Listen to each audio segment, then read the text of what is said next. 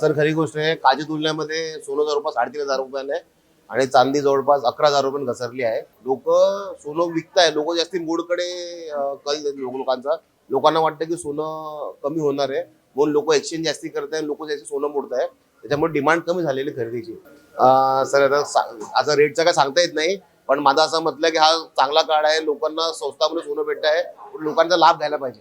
आज जवळपास 40-50 हजार रुपये कमी झालेला रेट, तर त्या हिशोबाने लोकांनी सोनं खरेदी करायला पाहिजे. काय सांगणार, आज मोठी घसरण या ठिकाणी बघायला मिळते सोनं आणि चांदीमध्ये, काय कारण आहे? सर खरी गोष्ट आहे, कालच्या तुलनेमध्ये सोनं जवळपास 3,500 रुपयाने आहे आणि चांदी जवळपास 11,000 रुपयांनी घसरली आहे.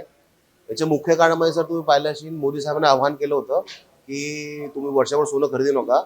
तर तुम्ही आता ट्रेंड असा झालेला आहे की मार्केटमध्ये सोनं भरपूर आहे, लोक सोनं विकताय, लोक जास्ती मूडकडे कल देत लोकांचा.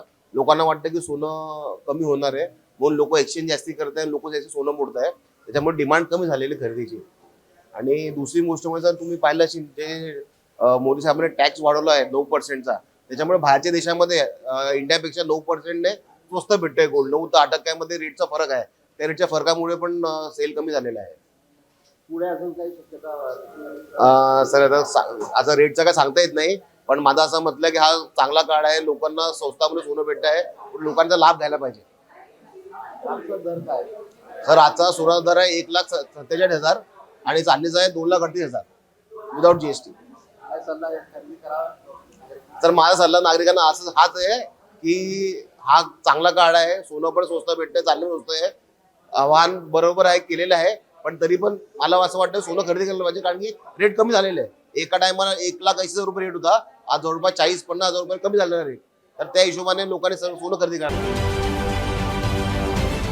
महाराष्ट्रातील सर्व बातम्यांचे विश्वासार्ह व्यासपीठ,